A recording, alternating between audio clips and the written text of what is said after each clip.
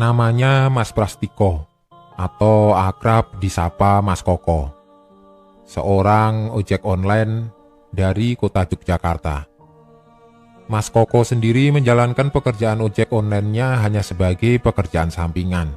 Karena kalau pagi Mas Koko mengajar sebagai guru SD di salah satu sekolah dasar negeri di daerah Jogja. Mas Koko usianya baru menginjak 30 tahun dan belum menikah. Tapi meski begitu, Mas Koko masih memiliki kewajiban, yaitu membiayai sekolah adiknya yang masih SMA di Solo. Gajinya sebagai guru tidak cukup, ditambah orang tua Mas Koko di Solo kehidupannya bergantung kepadanya. Akhirnya Mas Koko memutuskan untuk menyambi jadi ojek online demi mencukupi kebutuhan hidupnya sendiri selama di Jogja. Dan alhamdulillah, hasilnya sepadan dengan kerja kerasnya. Biasanya Mas Koko ini baru on aplikasi sekitar jam 6 sore karena sepulang ngajar, siangnya dia harus mengajar les beberapa anak didiknya dan lesnya itu privat di rumah masing-masing. Waktu istirahat Mas Koko saja sekitar jam 10 malam ke atas. Baginya selama ada peluang di depan mata akan Mas Koko pergunakan sebaik-baiknya karena banyak harapan yang bergantung kepadanya. Suatu hari, Mas Koko ini baru on aplikasi jam 8 malam. Karena kebetulan saat itu Mas Koko sedang tidak enak badan dan sempat beristirahat sebentar. Sebenarnya hari itu dia tidak ingin on aplikasi karena ingin istirahat sehari. Berhubung sang adik lusa ada ujian dan pembayaran SPP harus lunas sebelum ujian. Mau tidak mau membuat Mas Koko tetap nekat. Mas Koko melakukan itu semua demi suatu bentuk tanggung jawab yang baik seorang kakak kepada adik satu-satunya.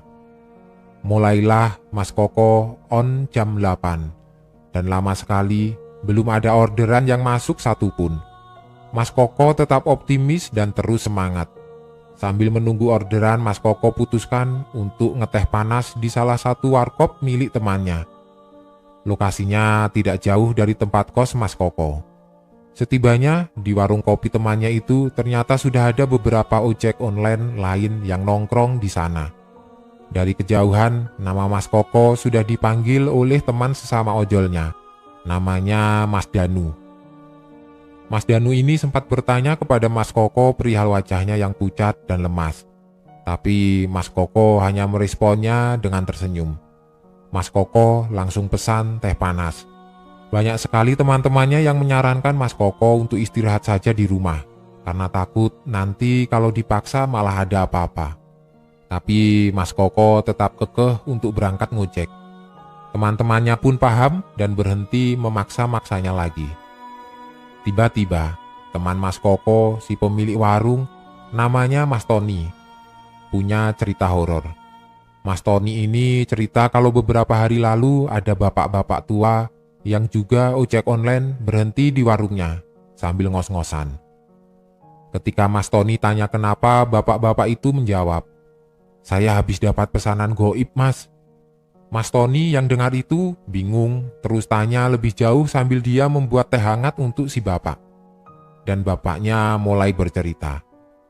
Katanya, "Saya tadi habis isak dapat orderan makanan, Mas.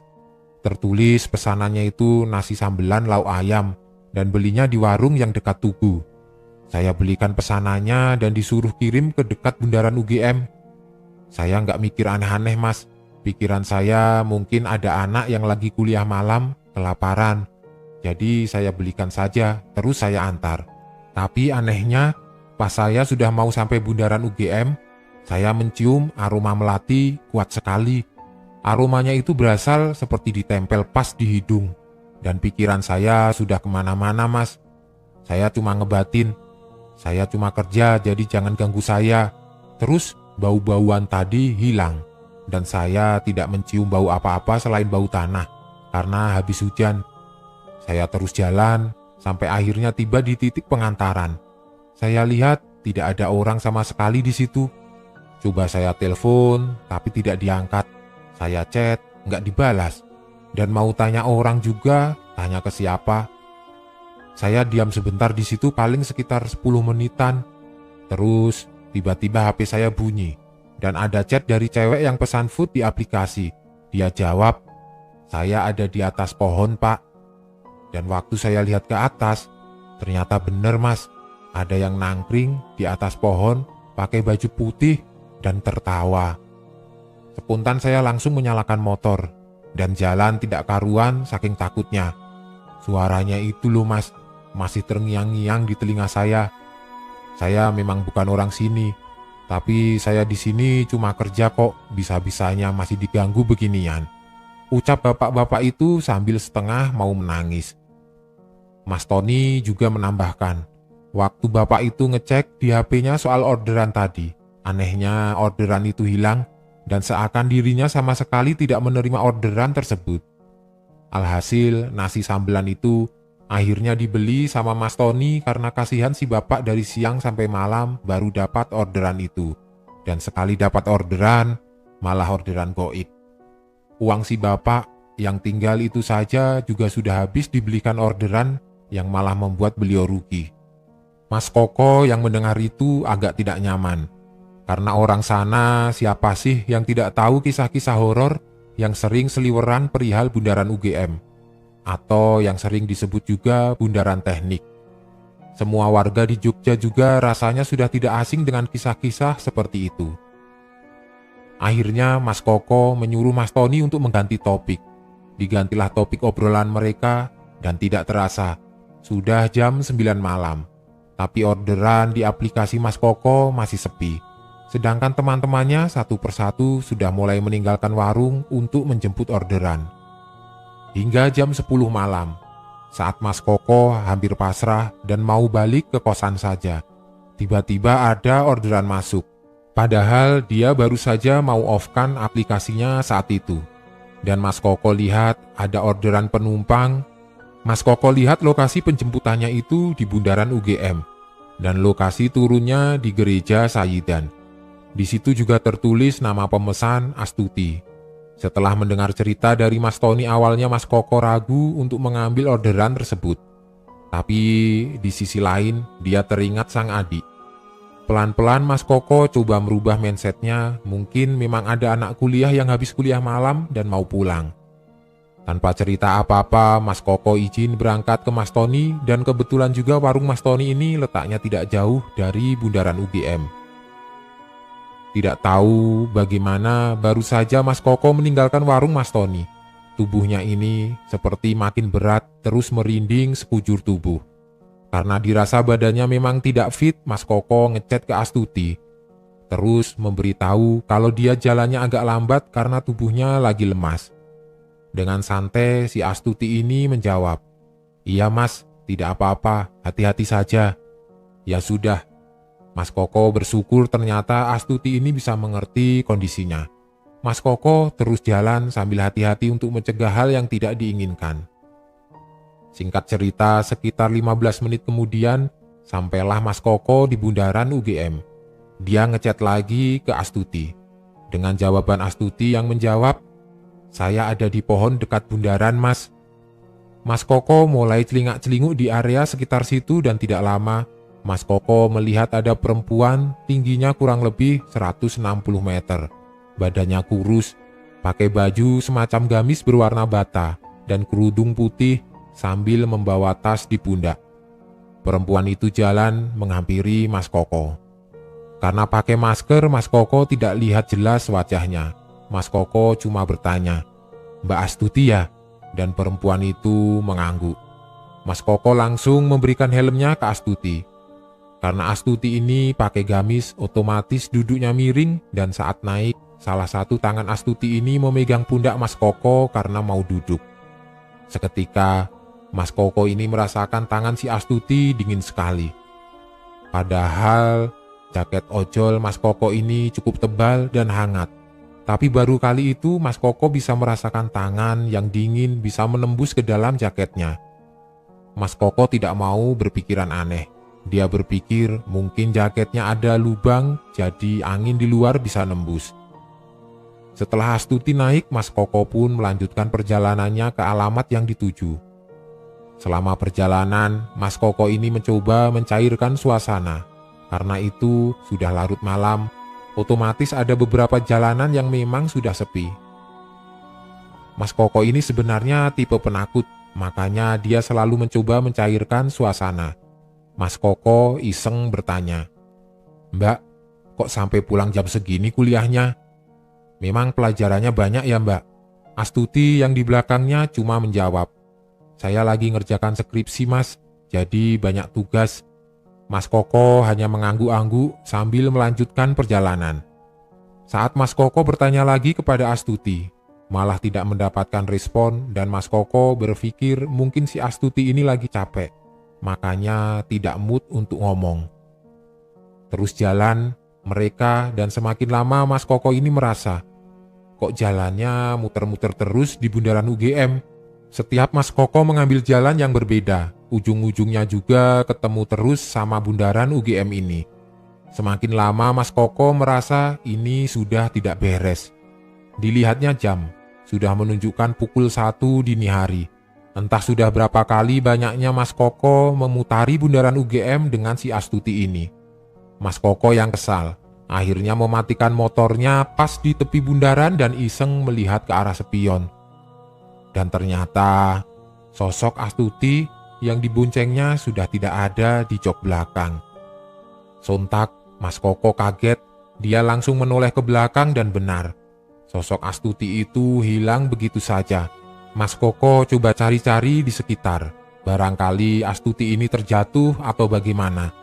Tapi Mas Koko sama sekali tidak mendapati manusia satupun di bundaran tersebut. Mas Koko mulai berkeringat dingin dan firasatnya sudah tidak enak. Perlahan Mas Koko meninggalkan bundaran tersebut. Saat dia mendekati sebuah pohon beringin yang besar, tiba-tiba ada samar-samar suara perempuan yang menyanyikan lagu Gugur Bunga sambil menangis. Mas Koko langsung berhenti, lalu melepas helmnya untuk memastikan apa yang baru saja didengarnya. Entah apa yang ada di pikiran Mas Koko saat itu, bisa-bisanya dia berhenti di tempat yang jelas-jelas sudah tidak wajar kondisinya. Tidak lama setelah Mas Koko melepas helmnya, suara itu hilang. Yang ada cuma sunyi senyap dan hanya ada Mas Koko seorang diri di tempat itu. Mas Koko cuma bisa beristighfar berkali-kali dan berniat cepat-cepat berlalu dari situ. Begitu dia mencoba menyalakan motornya, ternyata motornya tiba-tiba mogok. Makin tidak karuan pikiran Mas Koko saat itu. Apalagi kondisi tubuhnya yang berat sekali dan keringat dingin. Sampai-sampai Mas Koko melepas jaket dari tubuhnya. Dan dia mengaku saat itu hawanya sangat gerah sekali. Dia mencoba menghubungi teman-temannya tapi sinyal HP-nya hilang seketika dan Mas Koko menangis di tempat itu. Dia pasrah dan mulai mendorong motornya. Saat dia mendorong motornya yang mogok itu, secara mengejutkan di jok belakang, tiba-tiba ada sesosok perempuan memakai dress putih panjang yang lusuh, duduk miring, rambut acak-acakan. Wajahnya pucat dan matanya melotot memandangi Mas Koko dan berkata, "Motornya mogok ya Mas." Mas Koko yang syok langsung tidak sadarkan diri. Dan bangun-bangun dia sudah ada di dalam kosnya dengan didampingi banyak teman-teman sesama ojol. Teman-temannya itu bercerita kalau salah satu di antara mereka tidak sengaja menemukan Mas Koko tergeletak di depan pohon beringin dekat bundaran UGM. Kondisinya sudah dalam keadaan pingsan dan ketindihan motornya. Langsung temannya itu meminta bantuan yang lain untuk membawa Mas Koko kembali ke kos. Temannya itu baru menemukan Mas Koko sekitar jam 4 pagi, saat temannya itu akan berangkat ke Semarang untuk pulang ke rumah orang tuanya.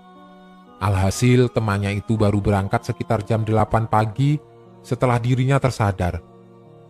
Semenjak kejadian itu, Mas Koko sudah tidak berani mengambil orderan yang berbau-bau sekitaran bundaran UGM, atau yang lebih dikenal dengan bundaran teknik.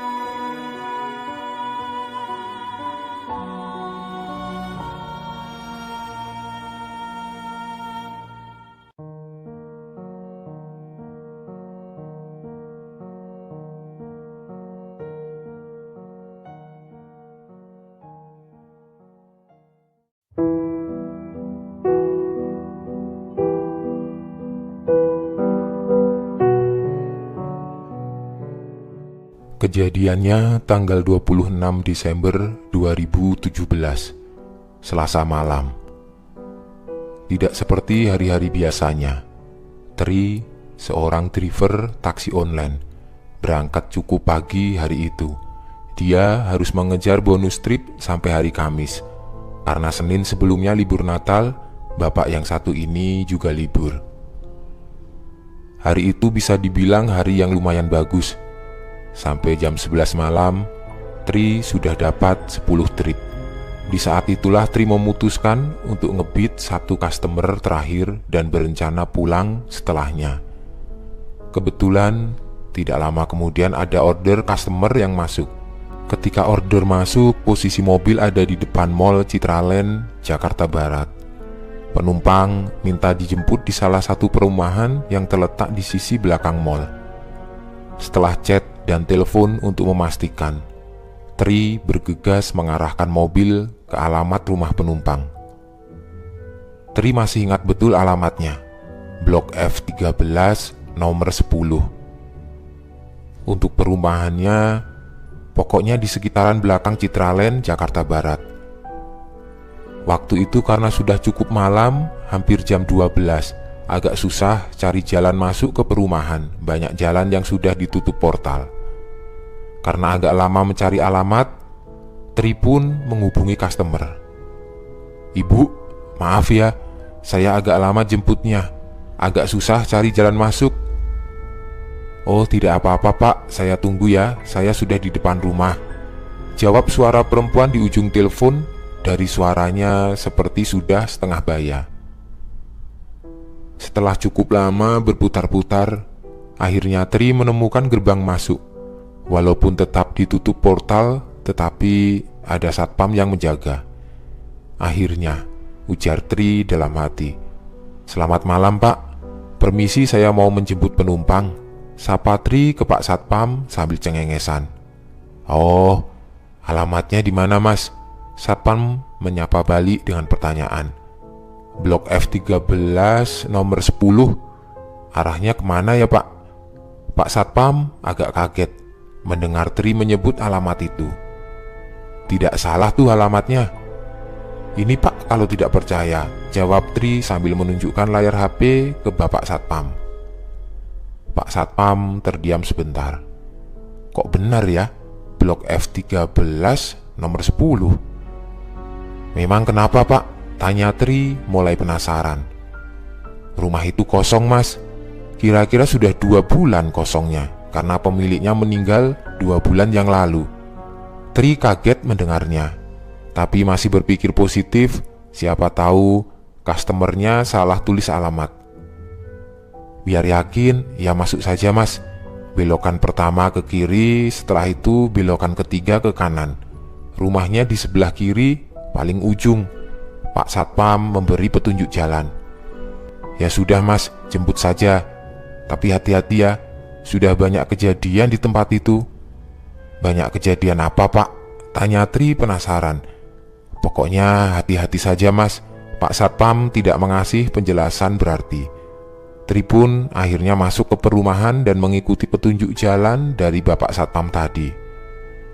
Tidak lama kemudian, Tri pun akhirnya sampai di alamat blok F13 nomor 10. Dan benar kata Pak Satpam, rumah itu gelap dan terlihat kosong dari luar.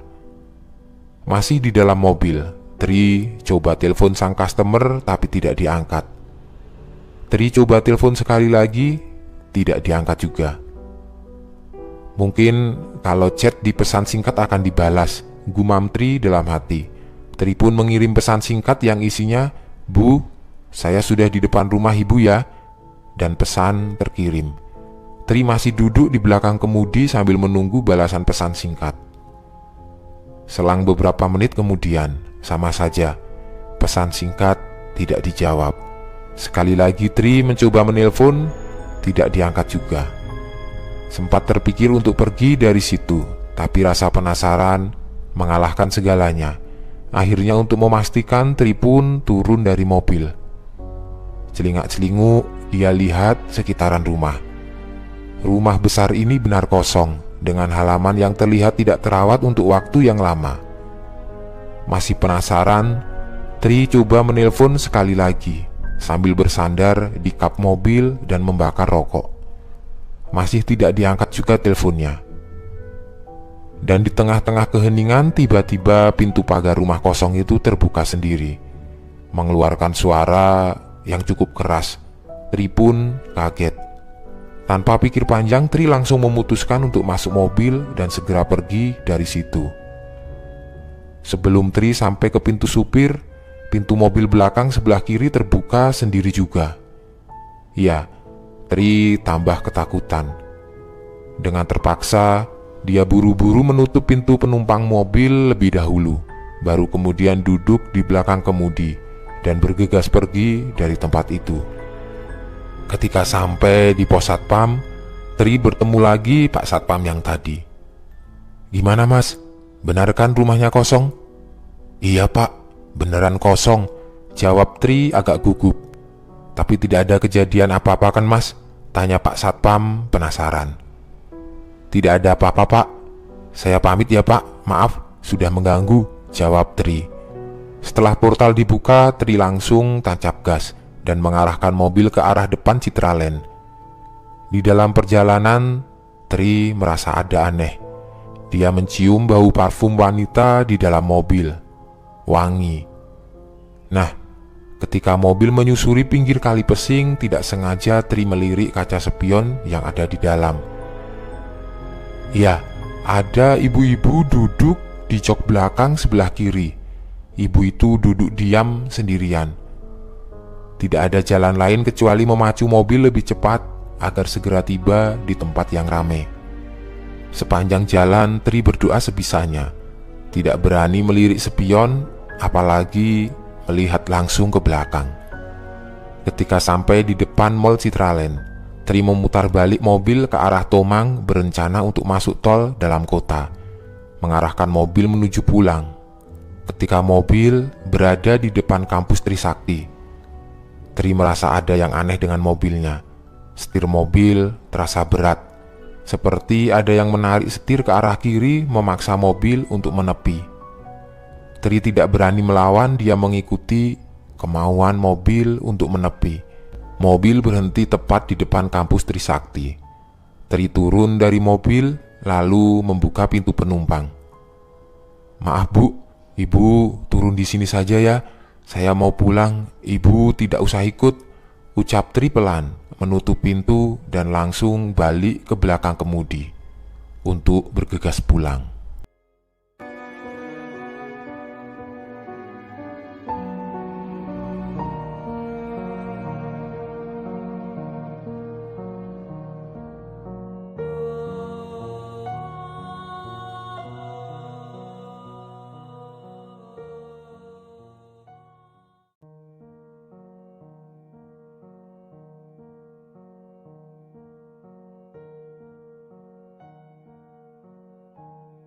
Aku ingin bercerita tentang pengalaman mistisku sekitar beberapa tahun lalu. Waktu dimana lagi rame-ramenya ojek online. Pengalaman ini tidak akan pernah aku lupakan seumur hidup. Pasalnya aku tidak percaya-percaya amat sama yang begituan. Awalnya. Sekali lagi aku tegasin di sini, awalnya aku tidak percaya. Tapi setelah ngalami sendiri, aku punya kesimpulan sendiri. Kalau mereka yang tidak terlihat bukan berarti tidak ada. Bisa jadi mereka hadir dan memperhatikan kita dari kegelapan. Seram sekali kan? Itu salah satu alasanku keluar sebagai driver ojol. Kejadian itu bermula ketika aku kena PHK dari salah satu pabrik di kawasan industri di daerah Bandung. Aku yang bingung mencari kerja entah kemana dan tergiur sama uang penghasilan ojek online yang waktu itu besar sekali. Akhirnya aku beralih menjadi seorang driver. Dan benar saja, di awal-awal aku menjadi driver ojol, penghasilannya benar-benar membuatku terheran. Masa iya, sebulan aku bisa ganti HP. Bahkan sisanya itu bisa aku tabung dan dipakai buat jajan. Itu pun masih ada lebihnya. Dirasa-rasa insentifku waktu itu ngalahin gaji di tempat kerja sebelumnya. Bayangin saja, 2 kali lipat. Kerja cuma antar jemput, kerja dari pagi sampai sore saja. Biasa, namanya juga manusia. Seperti tidak ada kata puas dalam menerima nikmat, keperluan otomatis bertambah. Aku yang ngitung-ngitung perkiraan penghasilan kalau aku tambah jam operasi ngojek, jadi punya semangat lebih. Setelah tahu kalau aku kerja sampai malam minimal jam 11 atau jam 12 malam, aku bakal dapat 2 kali lipat dari insentifku sebelumnya, yang mana 4 kali lipatnya gaji di pabrik. Menggiurkan, tapi sayangnya itu malah jadi bumerang buatku. Sebelumnya memang kejadian-kejadian mistis itu tidak ada dalam perkiraan, sama sekali tidak ada. Tapi setelah kejadian, aku jadi punya pandangan yang berbeda. Setelah beberapa lama menimbang keputusan buat nambah jam operasi, akhirnya aku memutuskan buat mengambil langkah di malam Jumat. Kenapa malam Jumat? Karena waktu itu aku punya incaran nunggui para jemaah pengajian di salah satu masjid dengan penceramah terkenal sekota Bandung. Pengajian itu rutin. Jadi setiap malam Jumat aku bakal mangkal di daerah sana. Siapa tahu memang ada yang nyantol. Beberapa jam sebelumnya sesuai perhitungan, aku dapat penumpang banyak. Rata-rata tidak jauh, tapi insentif yang aku dapat lumayan. Terakhir sebelum menutup jam operasi, aku mangkal di samping sebuah kampus di jalan besar yang jadi akses masuk ke lokasi masjid. Lagi asik-asiknya mangkal sambil menunggu orderan. Agak jauh di depan, di dekat pohon gede, ada cewek cantik yang kelihatannya kebingungan. Tampilannya seperti mahasiswa. Rambutnya panjang diurai, tas gendong, kemeja kotak-kotak, dan kaos. Di lehernya ada selendang warna putih yang sengaja dililit. Pikirku, memang kawasan itu kawasan dingin. Jadi wajar kalau itu cewek nyelindangin selendangnya di leher. Tapi kenapa tidak pakai jaket saja? Mungkin dia tidak punya. Tidak pikir lama, aku beranjak dari motor terus nyamperin cewek itu. "Teh, nyari apa ya?" tegurku. Ini Kang, saya nyari angkot." "Loh, kok angkot? Angkot jam segini mana ada yang lewat Teh?" "Emang rumah Teteh di mana?" "Di daerah Padalarang Kang." "Gila, jauh bener. Jarak dari daerah itu sekitar 20 km ke Padalarang." "Saya minta antar Kang saja gimana?" tanya si cewek terburu-buru. Tapi sebelum aku menyanggupi, tiba-tiba HP-ku bergetar. Aku lihat ternyata ada notifikasi dari penumpang yang nyantol ke akunku. Keputusan harus cepat-cepat aku ambil. Dan setelah pikir-pikir, aku lebih memilih ambil orderan daripada menyanggupi permintaan cewek itu. Bukannya apa-apa, aku bukannya tidak kasihan, tapi orderan sudah keburu masuk. Dan kalau aku batalin secara sepihak, aku bakal kena tegur dari perusahaan. Dan citraku sebagai driver ojol bakal menurun drastis. Aku tidak mau hal itu terjadi. Terpaksa aku minta maaf sama si cewek. Dan dia memaklumi meski aku lihat dari ekspresi wajahnya, dia sangat kecewa. Karena ngerasa tidak enak, aku minta dia buat cari tumpangan lain. Aku kembali ke motor. Di samping perasaan bersalah, aku juga senang dapat orderan. Penghasilanku sudah lumayan, tapi aku bakal jadikan insentif dari orderan terakhir ini sebagai bonus harian. Sampai di depan motor, aku dapat teguran dari penjual kue tahu pinggir jalan. Katanya, "Kenapa aku ninggalin motor dan milih buat ngobrol sama pohon?" "Hah? Saya ngobrol sama mahasiswa kampus sini, Pak. Masa iya saya segila itu?" jawabku. Dari jauh aku melihat cewek itu sudah tidak ada. Dan aku baru tersadar kalau aku tadi ngobrol sama dia agak terhalang sama pohon. Pantas saja Si bapak menyangkaku ngobrol sama pohon. Padahal aku habis ngobrol sama wanita cantik, aku pun berlalu. Motor melaju lewat di depan pohon tempatku menemukan si cewek tadi. Ternyata dia memang sudah tidak ada. Mungkin dia sudah dapat tumpangan lain. Syukurlah. Sampailah aku di dekat masjid. Aku dapat penumpang cowok berpenampilan rapi, pakai baju koko dan peci haji. Namanya sebut saja Kang Randy. Setelah aku melihat tujuannya, kebetulan tujuannya ke Padalarang. Seketika aku ingat sama cewek tadi. Semoga saja bisa ketemu. Siapa tahu dia masih jomblo. Aku minta Kang Randy buat cepat-cepat naik. Aku tidak mau ketinggalan momen. Setelah semuanya siap, aku segera tancap gas. Sampai di tempat tujuan dan berpamitan ke Kang Randy.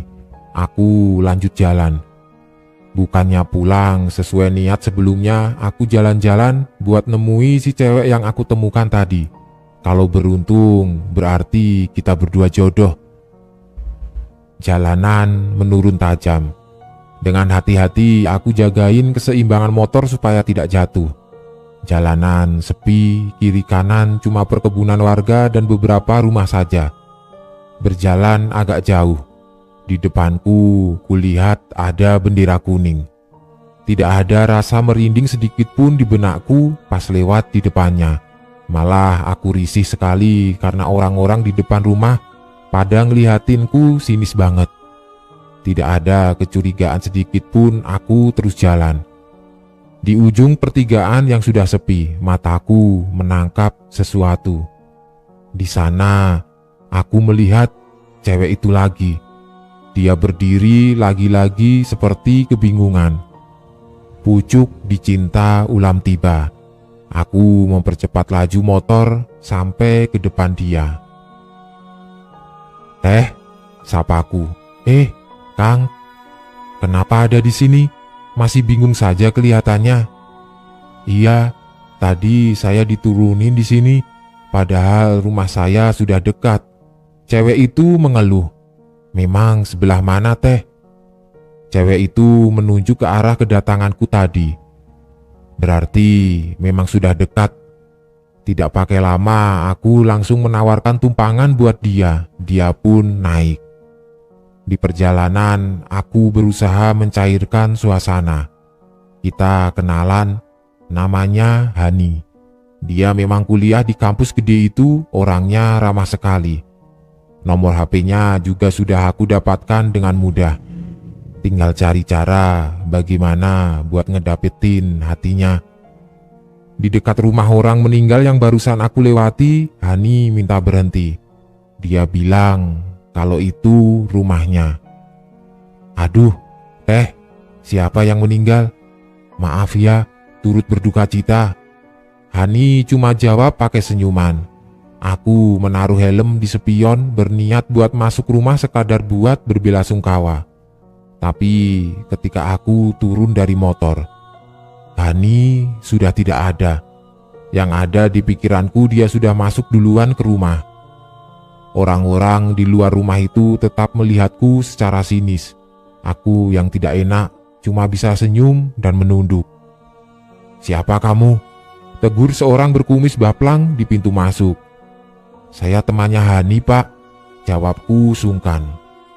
"Mau apa kamu kesini?" "Saya cuma mau pamitan sama Hani, Pak. Tadi waktu turun dari motor, saya tidak sempat pamitan," jawabku sekenanya. Jiper duluan lihat kumisnya yang tebal banget seperti Pak Raden. Bapak itu malah terheran melihatku. "Di motor, kamu ketemu Hani?" tanyanya.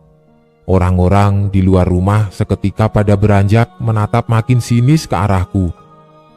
Iya, Pak. Memang. Haninya kemana ya, Pak? Aku sudah risih sekali dilihatin banyak orang. Seketika si bapak mengajakku ke dalam rumah. Satu jenazah masih terbaring di sana. Bapak itu membuka kain samping yang menutupi wajah si jenazah. Dan setelah aku lihat seksama, ternyata itu Hani. Aku tidak percaya dengan apa yang aku lihat. Sangkaan pertama aku menyangka kalau Hani punya kembaran. Tapi setelah beberapa orang meyakinkan Hani benar-benar tidak punya kembaran. Terus, siapa yang tadi naik di motorku dari pertigaan? Singkat cerita, aku pamit. Naik motor langsung ngebut mengejar waktu. Pikiranku sudah tidak karuan. Aku sudah mengantarkan, bahkan minta nomor hantu. Sial, sial. Di perjalanan, masih di jalan yang sepi, sesuatu menggangguku. Ada kibasan dari kain yang menyentuh-nyentuh ke wajah. Aku lihat, itu ternyata selendang putih yang dipakai Hani. Bentuknya sudah tidak karuan, sudah robek, dan banyak darah berceceran. Selendang itu tidak menggantung di pundakku, tapi seperti ada orang yang numpang. Terus ujung selendangnya terbang ke arahku. Kamu tahu kan maksudnya? Aku lihat dari spion, ternyata memang sudah ada penumpang lain yang naik di motorku. Wajahnya sudah pucat, penuh darah, rambutnya acak-acakan, sama selendang yang sengaja diarahkan ke wajahku. Itu Hani, iya, jelas itu Hani. Spontan aku teriak sejadi-jadinya. Sampai di jalan gede, aku melihat selendang putih itu sudah tidak mengganggu. Dan aku pastikan kalau Hani juga sudah tidak ada. Dalam keadaan ngos-ngosan, aku disamperi sama pemuda-pemuda setempat yang lagi nongkrong. Mereka pada nanyain alasan kenapa aku seperti dikejar hantu. Setelah aku bercerita, mereka memang setuju. Kalau dari arah jalan sepi tadi aku datang, memang terkenal angker. Apalagi di atas jam 9 malam, sudah banyak korban juga yang berjatuhan di sana sampai ada yang meninggal juga. Bahkan mereka yakin kalau di sana tidak ada rumah sama sekali dan mereka nantangku buat datang di siang hari dan ngecek lagi lokasinya. Otomatis aku percaya dan itu berarti rumah-rumah yang aku lihat pun sebenarnya tidak ada, termasuk rumah Hani. Untung Kang, Akang mah selamat, kata salah seorang dari pemuda-pemuda itu. Aku bersyukur aku selamat. Tapi yang masih janggal, apa Kang Randy juga termasuk hantu? Pertanyaan itu tidak lama akhirnya terjawab. Kang Randy menelponku. Aku mengangkat dan katanya dia menelpon beberapa kali, tapi tidak aku angkat. Padahal aku yakin sekali kalau dia baru nelpon sekali.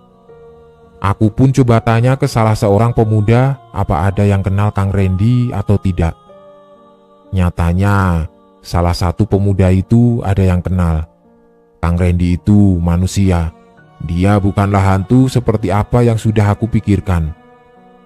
Setelah tahu jawaban itu, aku pun bercerita apa adanya ke Kang Randy. Dia pun ternyata kaget. Soalnya dia nelponku buat ngewanti-wanti tidak lewat jalan angker itu. Tapi sudah terlanjur. Sebelum telepon ditutup, Kang Randy bilang, "Kang, tadi pacarnya datang ke saya. Dia marah-marah ke saya. Katanya dia tidak dikasih tumpangan buat pulang." Aku kaget dan aku memastikan. "Ciri-cirinya kayak gimana, Kang?" "Pakai selendang putih," jawabnya.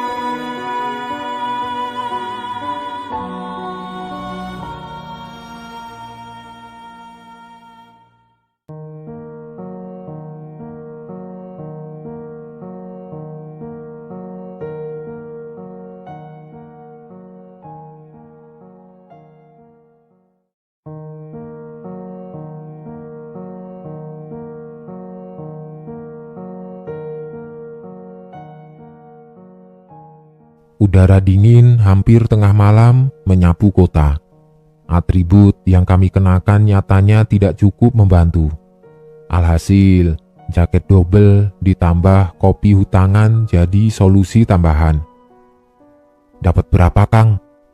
Mangjer bertanya. "Dari pagi cuma 6, Mang. Aku mengeluh. Beda 1, saya 5, balasnya. Balik kapan nih? Tanyanya kemudian. 1 lagi lah, baru balik. Butuh buat beli beras besok. Aku menjawab sambil menerawang. Kalau nggak dapet, pinjem saya saja berasnya nanti di rumah, tawarnya.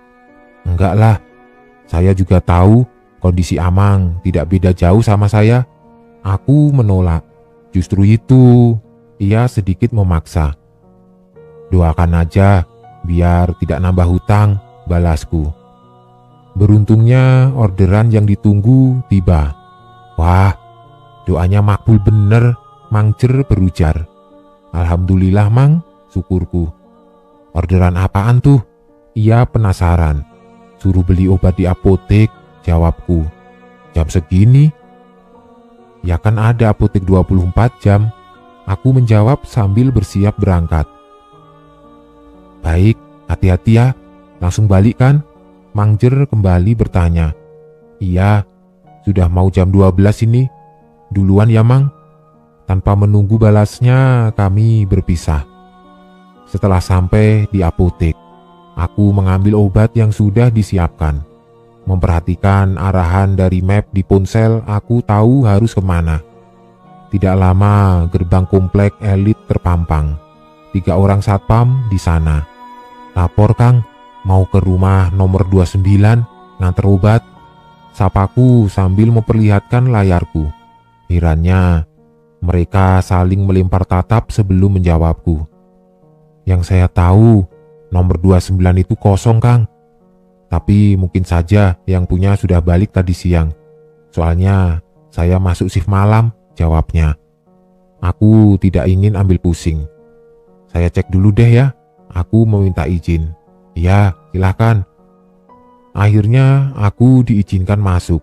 Ku cari dengan hati-hati alamat yang tertera. Setelah 10 menit, akhirnya aku sampai. Rumah bercat putih, 3 lantai menjulang tinggi. Segede gini yang nempati berapa orang ya? Aku bergumam sambil turun dari motor. Rumah itu tanpa pagar, sebagai gantinya pintu depan terletak agak ke atas dengan beberapa buah anak tangga di samping garasi. Halamannya bersih, tidak lupa sapu lidi tergeletak di salah satu sudut. Hah? Orang kaya masih pakai sapu lidi juga? Aku bergumam sendiri sambil menaiki tangga. Tidak ada bel, agak mengherankan sebenarnya. Wah, ngalamat mesti teriak ini mah. Aku menarik nafas panjang. Pintu depan ku ketuk, diikuti suaraku agak berteriak. Permisi, paket, ucapku. Meski kupikir ini agak salah, tapi kan yang kubawa paket obat. Jadi tidak salah-salah banget sih harusnya. Tidak ada jawaban. Masa sih kosong, halamannya bersih begini? Aku bergumam dan berteriak sekali lagi. Dan masih tidak ada jawaban. Kurogoh ponselku, sialnya, sinyal tiba-tiba hilang. Hanya ada tanda silang di sana. Aduh, kenapa lagi nih HP? Aku menggerutu, aku mengangkat HP-ku tinggi-tinggi berharap ada keajaiban. Dan benar saja, suara langkah kaki terdengar nyaring turun dari lantai 2, aku mengintip dari jendela. Tidak ada perabotan, atau karena lampunya mati, jadi aku tidak dapat melihat apapun kecuali sebuah bayangan seorang wanita berambut panjang memakai daster putih. Terlihat menuruni tangga. Nah kan, muncul juga yang punya rumah. Gini ini repotnya, kamar di lantai 2, tapi rumah nggak ada bel. Aku bergumam sambil menunggu. Aku bersiap memberikan obatnya, memasang wajah seramah mungkin berharap ada ulasan baik setelah orderan ini selesai. Tapi yang ditunggu tidak juga membuka pintu. Emang jauh banget ya dari tangga ke pintu. Aku mengintip lagi, bayangan itu hilang. Permisi, paket. Teriakan sekali lagi terlontar. Ada heran dan kesal bercampur. Namun, ini sudah 10 menit. Batas waktu menunggu sudah habis, aku bisa kembali ke apotek atau terus menunggu. Menimbang karena ini obat, entah bagaimana aku harus menyampaikannya. Aku menaiki motor kembali ke pos satpam. "Beres, Kang," sapa satpam. "Belum nih, tapi tadi ada yang turun. Malah nggak dibuka pintunya," jawabku. Lalu tiba-tiba ponselku berdering. Ada nomor yang tidak dikenal memanggil. Aku secepatnya mengangkat panggilan itu. "Mas, di mana sih? Saya sudah nunggu lama. Di map saya Mas sudah sampai komplek. Kok nggak nyampe-nyampe?" Suara seorang wanita memaki. "Maaf Bu, saya sudah sampai depan rumah. Saya sudah ketok. Ibu juga tadi saya lihat turun dari lantai 2, tapi tidak buka pintu juga," jawabku dengan sabar. "Ya, bukan sekali ini aku mengalami kejadian seperti ini. Mas, di depan rumah saya tuh ada satpam pribadi. Mas salah nomor kali," lanjutnya. "Maaf Bu, tapi di aplikasi nomor 29, balasku. "Rumah saya nomor 42. Kan saya sudah bilang di chat." Wanita itu semakin kesal. "Maaf Bu, maaf. Tadi sinyal saya tiba-tiba hilang. Saya antar ke nomor 42 sekarang ya Bu," ujarku yang kemudian panggilan langsung ditutup. Aku menghela nafas panjang. "Kenapa Kang?" Satpam itu bertanya. "Salah rumah, harusnya nomor 42, jawabku. "Oh, yang sabar ya Kang. Rumah nomor 42 memang begitu. Sok, sekarang mah beresin dulu orderannya." Satpam itu mempersilahkanku. Aku bergegas pergi. Setelah selesai, ada kekhawatiran akan ada ulasan buruk dan berpengaruh pada akun ojolku. Semoga saja akunku aman, doaku ketika itu. "Sudah?" tanya satpam itu saat aku sampai di gerbang masuk. "Beres Kang," jawabku. "Makanya tadi saya heran, kok nomor 29 gitu," ujarnya. "Biasa Kang, titik GPS sering salah. Tapi tadi ada orang yang turun dari lantai 2. Kalau orang itu sampai buka pintu, pasti saya kasih obatnya," jelasku kemudian. "Nah, gini Kang, saya tadi ngecek nomor 29, sudah kosong sejak 3 tahun lalu. Sudah dijual, tapi belum ada yang beli," katanya membuatku heran. "Akang salah rumah kali, orang halamannya saja bersih begitu kok," aku protes. "Ya memang, kan tiap minggu ada yang bersihin Kang." Lanjutnya membuatku agak aneh. Lah, terus ibu-ibu yang saya intip turun dari lantai 2 tadi, siapa?" tanyaku. Kang, ini mah mungkin bisa jadi yang Akang lihat itu bukan orang." Kata-katanya tidak masuk akal. Malah kemana-mana. Orang saya dengar kok dia jalan dari lantai 2. Aku masih tidak mau kalah. "Ya pokoknya kita sudah ngasih tahu Kang," balasnya pasrah. Tidak ada perasaan takut padaku. Hanya ada heran dan perasaan aneh di sana. "Ya sudah, saya balik dulu. Makasih ya Kang." Pamitku pergi. "Siap, hati-hati," balasnya. Selesai, kuharap begitu. Tapi nyatanya rumah nomor 29 dapat dilihat dari balik tembok yang mengelilingi perumahan elit tersebut. Aku tahu karena bentuk bangunan lantai 2-nya sama, posisi jendela, tinggi bangunannya, dan wanita yang tadi kuintip turun sedang tersenyum di sana.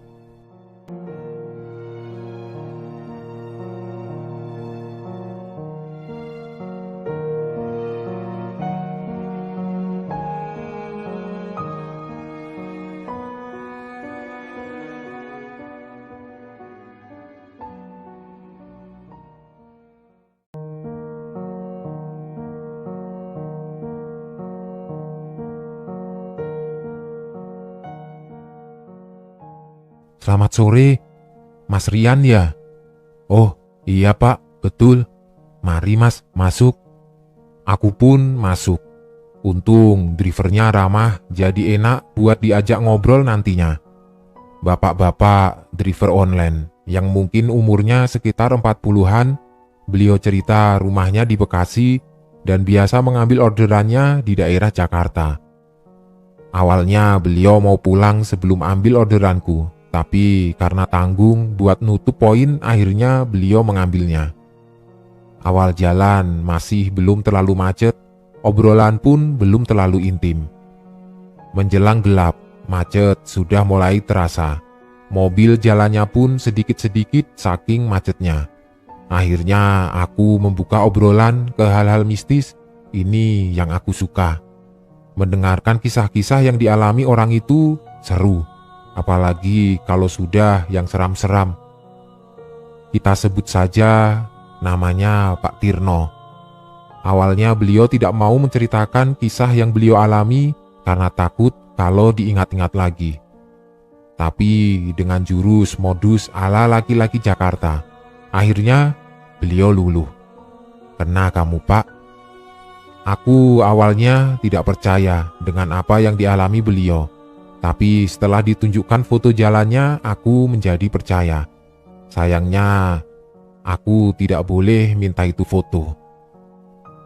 Malam itu pukul 21, Pak Tirno lagi asik ngobrol-ngobrol dengan driver yang lainnya. Sadar jam sudah semakin malam, dan Pak Tirno takut tidak boleh masuk oleh istrinya, akhirnya dia pamit pulang ke teman-temannya. Saat itu Pak Tirno mengaku aplikasinya belum dimatikan. Lupa katanya. Pada saat Pak Tirno bersiap-siap untuk pulang, ada sebuah orderan yang masuk ke aplikasinya.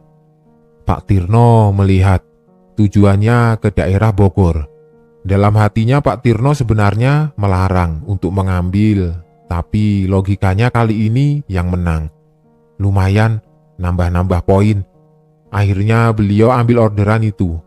Sebelum berangkat, Pak Tirno pamit dulu dengan teman-temannya supaya tidak dibilang sombong. "Guys, aku balik dulu ya. Tapi ambil orderan dulu nih ke Bogor."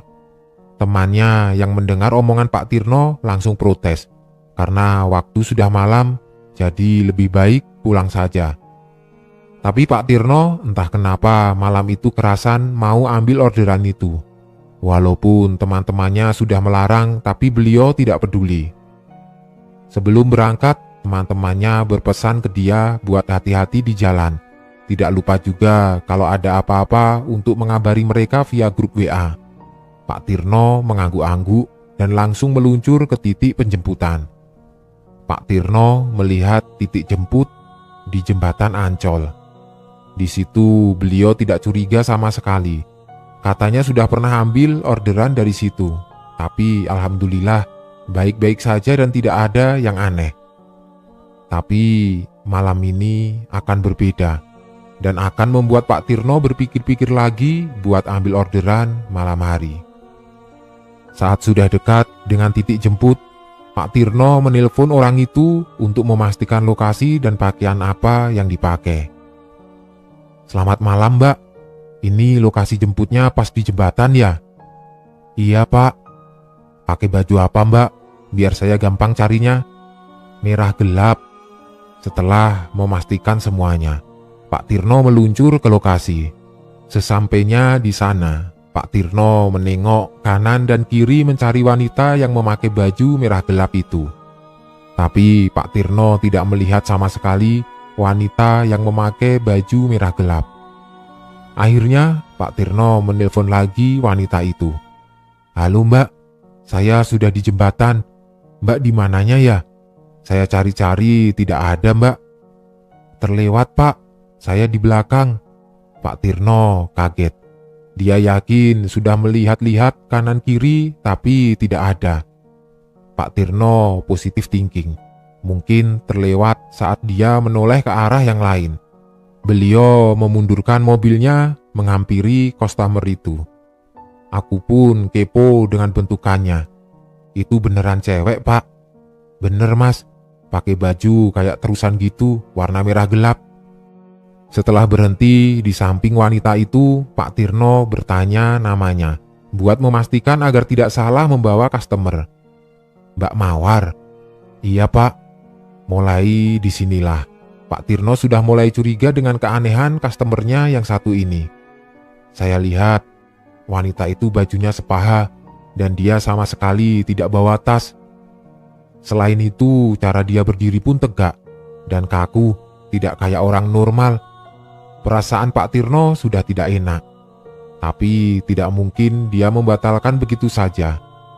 Karena sudah terlanjur, akhirnya mau tidak mau dia tetap harus mengantar ke lokasi tujuan.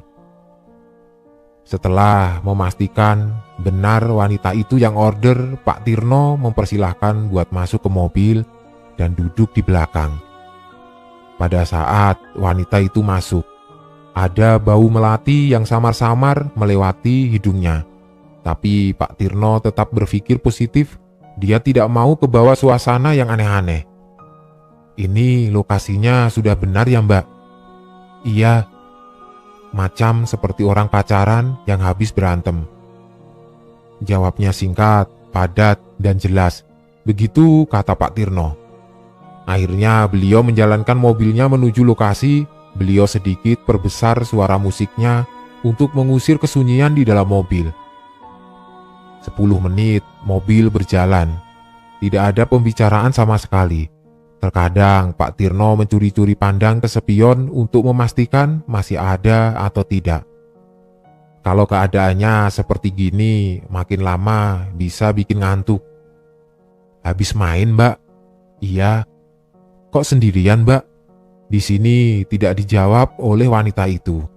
Akhirnya Pak Tirno diam lagi karena bingung tidak ada bahan pembicaraan. Terlebih jawaban dari wanita itu hanya sekedarnya dan tidak ada balasan. Mobil Pak Tirno sudah masuk ke jalan tol. Pak Tirno kembali mencoba membuka obrolan dengan wanita itu. Mbak, ini ongkos tolnya nanti disatuin dengan biaya antarnya ya? Iya. Kuliah Mbak? Atau sudah kerja? Iya. Iya apa Mbak? Kuliah? Iya. Baiklah. Di sini Pak Tirno sudah menyerah. Jalan panjang menuju Bogor akan membuatnya mengantuk. Terkadang Pak Tirno masih mencium samar-samar bau melati, tapi beliau tetap berusaha buat menepis bau itu. Pikirnya mungkin hanya sugesti saja. Setiap Pak Tirno melirik ke spion tengah, saat itu juga wanita tersebut ikut menoleh ke arah spion. Wanita itu seperti tahu saat Pak Tirno mencoba melirik-lirik ke arahnya. Karena tidak enak, akhirnya Pak Tirno tidak berani untuk melirik-lirik lagi. Di sini sebenarnya Pak Tirno melirik spion untuk memastikan wujudnya masih ada apa tidak. Bukan karena Pak Tirno itu genit. Setelah perjalanan panjang yang sunyi, mobil Pak Tirno mulai memasuki wilayah Bogor. Keluarnya di mana Mbak? Aku kepo, asli. Sentul, habis itu ke wilayah kayak desa-desa gitu. Mbak, ini benar kan jalannya? Pak Tirno mulai ragu dengan jalannya karena rusak, gelap, dan juga seperti hutan-hutan begitu. Iya, lagi-lagi jawabnya yang singkat, padat, dan jelas. Rasa takut Pak Tirno perlahan timbul. Tapi beliau membuang jauh-jauh dan masih tetap mencoba berpikir positif. Tapi jalan yang dia lalui seperti mendukung untuk curiga dengan orderannya kali ini. Oh iya, Pak Tirno ini bukan tipe driver yang nanya-nanya jalan. Beliau lebih memilih memakai aplikasi Google Map. Bukan tanpa alasan Pak Tirno seperti ini karena sudah pengalaman mendapat omelan dan bintang 1 karena tidak tahu jalan. Mbak, ini benar kan jalannya? Pak Tirno kembali memastikan. Hanya memastikan. Karena sekarang Pak Tirno sudah berada di tengah-tengah hutan. Kanan kiri pun pohon semua dan tidak ada yang lewat sama sekali. Sebenarnya saya sudah merinding di situ. Sudah takutlah, pokoknya. Tapi saya paksa saja. Di jalan seperti itu saya sudah tidak peduli. Dia mau risih atau enggak. Sesekali saya lihat spion tengah, memastikan itu cewek masih ada atau tidak. Di saat Pak Tirno sedang serius cerita kisahnya, aku melihat ada tukang cilok. "Bentar Pak, beli cilok dulu Pak. Bapak mau?" "Enggak ah, saya haus." "Hehehe, kode-kode terus ini Pak." Pak Tirno menyetir dengan rasa was-was kali ini. Dibilang nyesel ambil orderannya, ya nyesel. Tapi mau bagaimana lagi? Sudah terlanjur Pak Tirno mengambil. Menurut beliau jalan itu lurus, lempeng, halus dan juga gelap sekali. Jangankan mobil, motor pun tidak ada sama sekali. "Mbak, ini masih jauh ya?" "Iya." Pak Tirno sudah gelisah. Beliau bingung karena ini jalan sepi sekali dan juga tidak ada pemukiman sama sekali. Perasaan Pak Tirno sedikit lega beliau melihat cahaya di depan sana. Perlahan mendekat. Pada saat sudah sampai di sini, Pak Tirno lebih heran lagi. "Saya bingung, dari gelap banget tiba-tiba jadi terang. Tahu nggak itu ada apa?" "Apa Pak?" tanyaku penasaran. "Pasar malam." "Iya, kenapa ada pasar malam di tengah-tengah hutan seperti ini?" "Seperti pasar malam selayaknya, banyak yang jualan dan juga ada mainan-mainan yang biasa terdapat di pasar malam." Namun hal ini tidak membuat Pak Tirno tenang.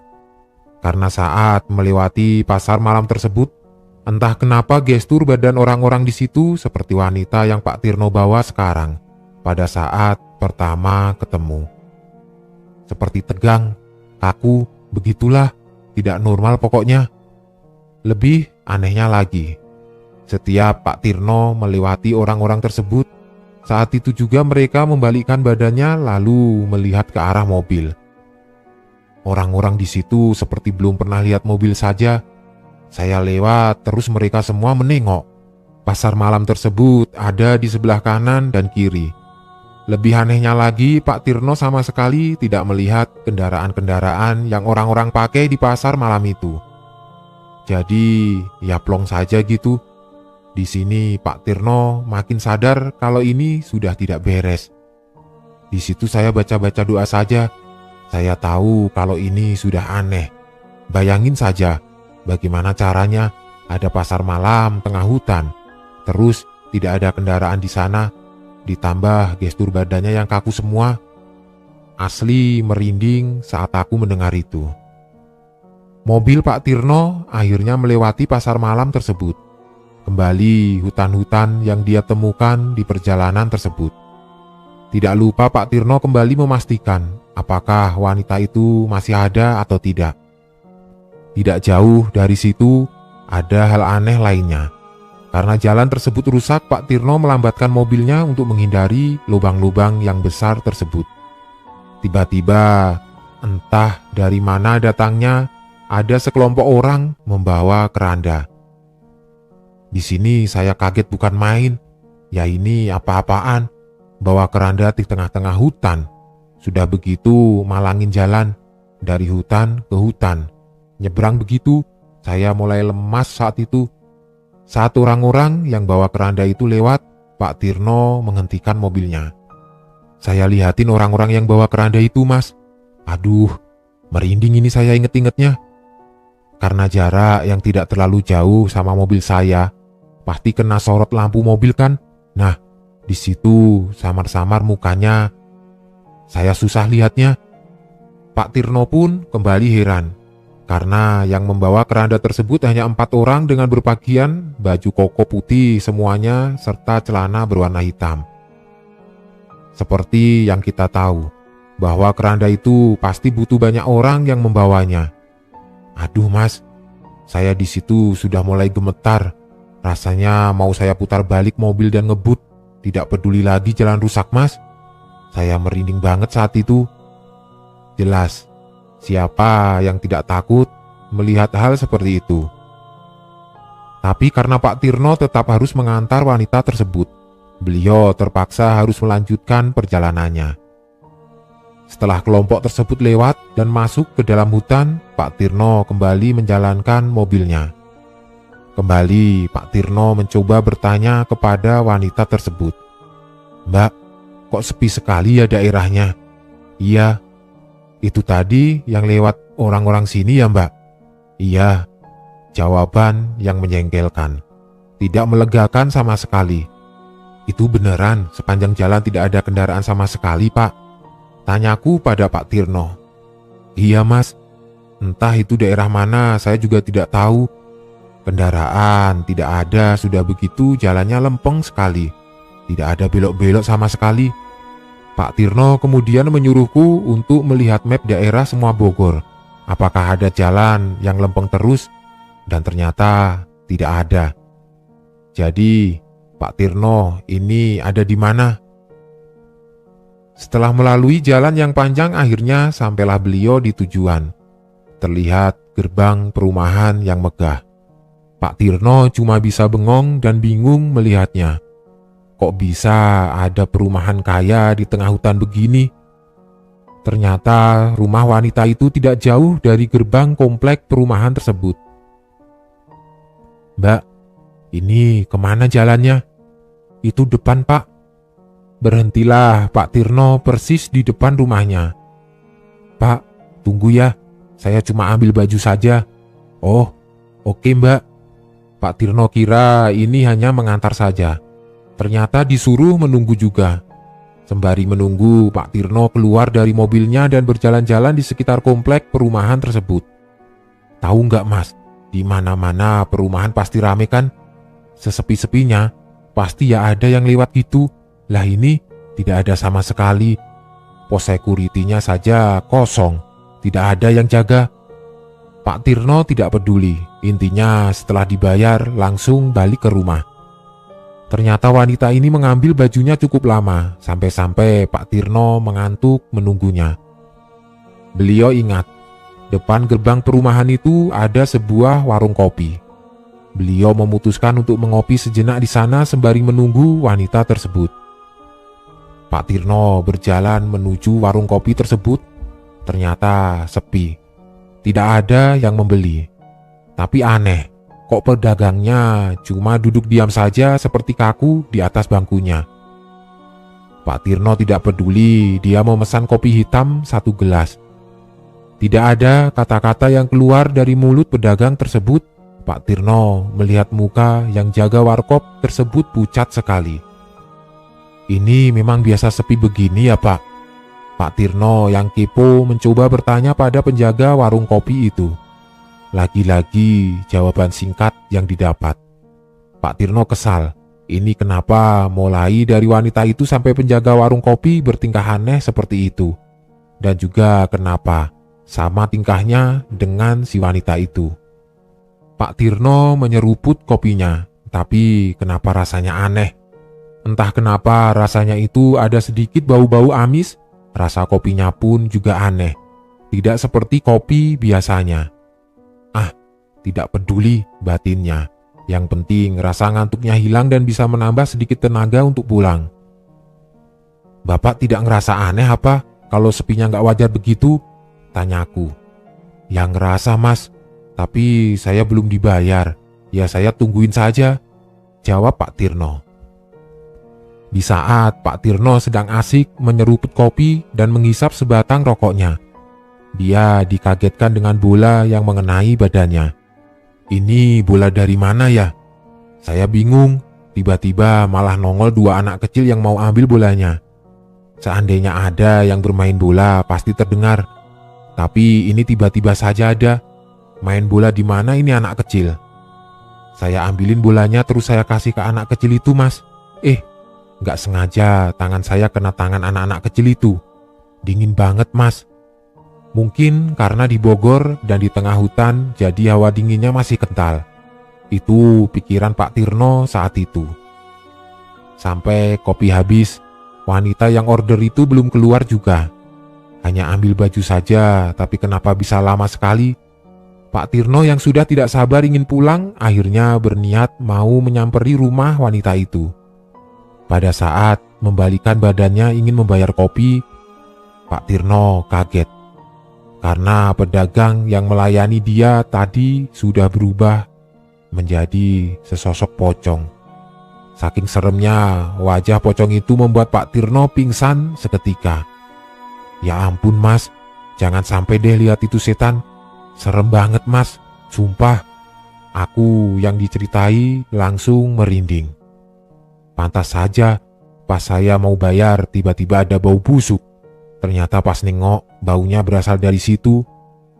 Nah kan, bapak pingsan tuh. Terus sadar-sadar gimana pak? Saya sadar-sadar ada di pos ronda warga mas. Di sekeliling saya sudah banyak warga yang ngumpul. Ternyata Pak Tirno pingsan di atas salah satu kuburan dekat perumahan warga dan ditemui oleh penjaga makam yang mau bersih-bersih. Terus, mobil bapak? Tanya aku. Ada di pinggir jalan besar dan jarak antara saya pingsan dengan jalan besar itu sekitar 3 km mas. Aneh kan? Ini bukan aneh lagi, tapi benar-benar aneh. Kok bisa sejauh itu? Padahal Pak Tirno jalan dari mobil ke warkop itu dekat, tidak sampai 200 meter. Pada saat Pak Tirno kembali ke mobilnya, kondisinya itu sudah parah. Baret di bodi kanan dan kiri. Ban penuh dengan lumpur juga. Setelah ditanya-tanya oleh warga, Pak Tirno pamit izin untuk pulang ke rumahnya. Di perjalanan, Pak Tirno membuka aplikasinya dan histori pemesanan wanita semalam. Ternyata tidak ada sama sekali alias hilang begitu saja. Jadi, semalam Pak Tirno mengantar siapa? Usut punya usut, ternyata Pak Tirno adalah driver online ke-6 yang mengalami hal itu dan berakhir di atas kuburan yang sama. Pak Tirno sempat mau memfoto kuburan tersebut tapi dilarang oleh warga sekitar. Pak Tirno pun mengecek jok belakang bekas wanita tersebut duduk. Tahu ada apa? Tidak ada apa-apa. Sampai sekarang, Pak Tirno sudah tidak berani lagi mengambil orderan di atas jam 9 malam. Sepertinya sudah kapok setelah kejadian itu.